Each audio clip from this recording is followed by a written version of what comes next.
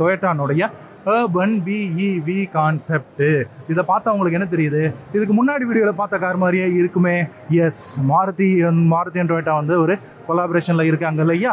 So S, மாருதியினுடைய ஈவிட்டாராவை வந்து Toyota ரீபேஜ் பண்ணி கொடுக்கணும் இல்லையா? ஸோ அப்படி அலாய்வில் டிசைன் கூட அப்படியே இருக்குது. டொயோட்டானுடைய பேட்ச் மட்டும் தான் போட்டிருக்காங்க. பட் மேபி இது வந்து ப்ரொடக்ஷன் ரெடியாக வரும்போது இது வந்து கான்செப்ட் கார் தான், உங்களுக்கு பார்த்தாலே தெரியும். இது வந்து அர்பன் BEV கான்செப்ட்னு போட்டிருக்காங்க. ஸோ பார்ன் எலக்ட்ரிக் வெஹிக்கிள் தான் இந்த BEV. ஃபர்ஸ்ட் நமக்கு மாருதியில் ஈவிட்டாராவா லான்ச் ஆகுது. அண்ட் அதே மாதிரி தான் உங்களுக்கு வந்து இந்த ப்ளக் பண்ணுற அந்த போர்ஷன் வந்து உங்களுக்கு லெஃப்ட் சைட் ஆஃப் த ஃபெண்டரில் வந்து உங்களுக்கு ப்ரொவைட் பண்ணியிருக்காங்க.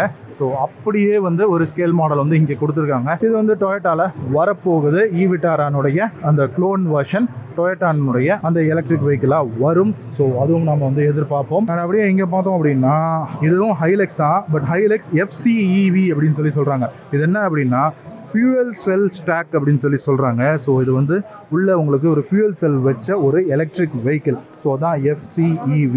ஸோ அதனுடைய ஒரு கான்செப்டும் வந்து உங்களுக்கு இந்த இடத்துல ஷோகேஸ் பண்ணியிருக்காங்க. ஸோ இந்த மாதிரி ஆட்டோ எக்ஸ்போ வரும்போது தான் டொயோட்டாவும் சரி ஆர் எனி அதர் பிராண்ட்ஸும் சரி அவங்களுடைய லைன் அப்பில் அவங்க வந்து ஃப்யூச்சரில் என்னென்ன மாதிரியான வெஹிக்கிள்ஸ் வந்து அவங்க வந்து ப்ரொஜெக்ட் பண்ணுறாங்க, என்னென்ன மாதிரி வெஹிக்கிள்ஸை வந்து அவங்க வந்து அடுத்தடுத்து கொண்டு வர போகிறாங்க அப்படிங்கிற ஒரு ஐடியாவோடு இருக்காங்க அப்படிங்கிறத நம்மளால் ப்ராப்பராக தெரிஞ்சுக்க முடியும். ஸோ எஸ், ஹைலெக்ஸ்னுடைய FCEVயில் அவங்க வந்து ஒரு ஒர்க் இன் ப்ராக்ரஸாக இருந்துக்கிட்டு இருக்கு.